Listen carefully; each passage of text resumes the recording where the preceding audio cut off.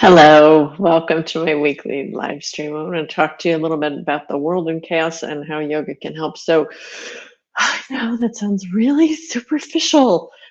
Sometimes people think it sounds indulgent, but actually, I would argue that the opposite is true. Hey, if you're here, could you leave a comment? I'd love hearing from you. What do you want me to talk about? What are other things that you'd be interested in hearing about? Please leave comments.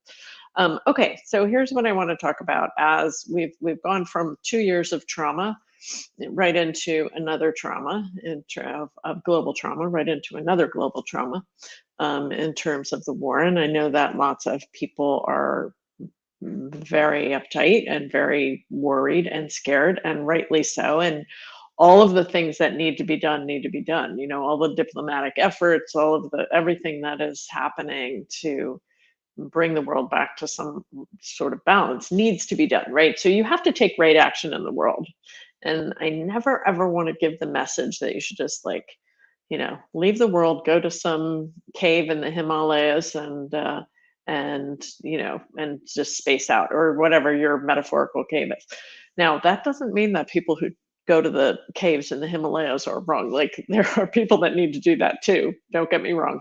But for those of us who live in the world, who are in the world, we need to take right action. So that can involve donating money to organizations that are helping refugees, all of that stuff that we need to do, supporting people that we know who are struggling right now in whatever way that happens. That's all, that's great. Like that has to happen. But there's a counterpart to that. And that counterpart is how we show up every day. And if we show up dysregulated every day, meaning really angry or really fearful or really anxious, all of those things that are common in these difficult situations, when we show up like that, we're not able to be as effective, of course, right? So how do we show up? And the I think the opportunity here is to go even deeper into our practices. It's like when things get really hard, that's the opportunity, right? Instead of praying to Ganesh, remove all my obstacles or whatever you do. I don't have anything against Ganesh, by the way, but you know what I'm saying? Like instead of being like, oh, I wish this wasn't the way it is, it's like, oh, this is the way life is right now. And therefore, how am I going to be how am I going to show up for that? And by the way, who do I have that supports me? Because that's key. It's not just about trying to figure it all out by yourself, but where's your community? Where's your family, your community, your friends that help you to be stronger? Like that's a huge part of the tradition as well, right? Now, what I would suggest is that if you are doing yoga with the objective of, I need better hamstrings or I need stronger muscles, that's fine. That's all useful. And there's another way to use yoga, which is for your nervous system, which is quite different than most of what is offered out there. Most of what's offered out in the yoga world is, here's how to do a handstand, here's how to get stretchier. I mean, you see it if you're watching me on Instagram, you see it all the time, right? Or on Facebook, you just see it all the time. I'm going to teach you how to do a handstand in 30 days. Here's how you're going to be able to do splits in 30 days or whatever. All that stuff could be really great and fun, and you feel like you're accomplishing, like that's great. And I would suggest that what we're called to do right now is regulate our nervous systems. So I don't care if you can do a handstand if you're a jerk. I don't care if you can do splits if you're completely anxious and not able to, digest your food. Like none of that stuff matters if you're not centered and balanced. Right now in the Subtle Yoga Resilience Society, we're working on we're working on that intersection between the physical structures and the spiritual, if you like, which is this is the subtle body, right? So you have the Karana, which is called causal body or the spiritual body, and then you have the Stula, which is the physical body or the gross body, and then you have the Shukshma, which is the subtle body. And the subtle body is right along the central channel. Why does that matter? It matters because the nervous system is coming out of the central channel, essentially. It's a gross manifestation. It's the stula manifestation of the subtle. So, how do we work with the subtle? One of the key ways to work with the subtle is via the breath.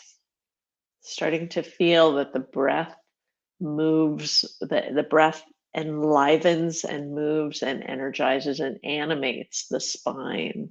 The subtle is what influences the gross. The subtle, and the nervous system, by the way, is more subtle than the spine and the muscles, right?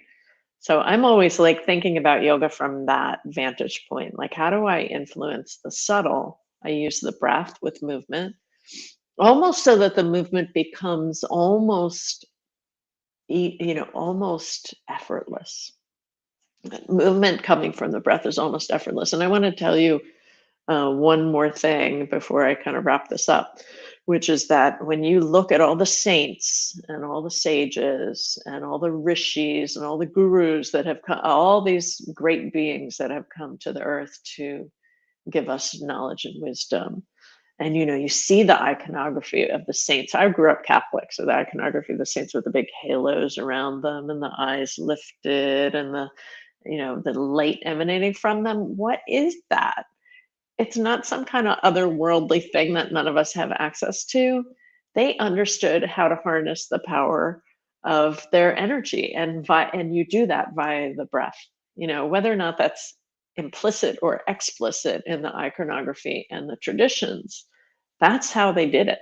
They used the breath to shift the nervous system. They used the breath to create a deeper connection to the source of all life, right? So breath centric practice, asana practice, pranayama, of course, and meditation practice, those practices that are centered on the breath, um, help us to evolve in a way that is really being called for right now on this planet. And they help us to be able to tune into the nervous system to create greater regulation of the nervous system in order to be able to do the things that we need to do in this world, to be able to show up the way we need to show up in this world.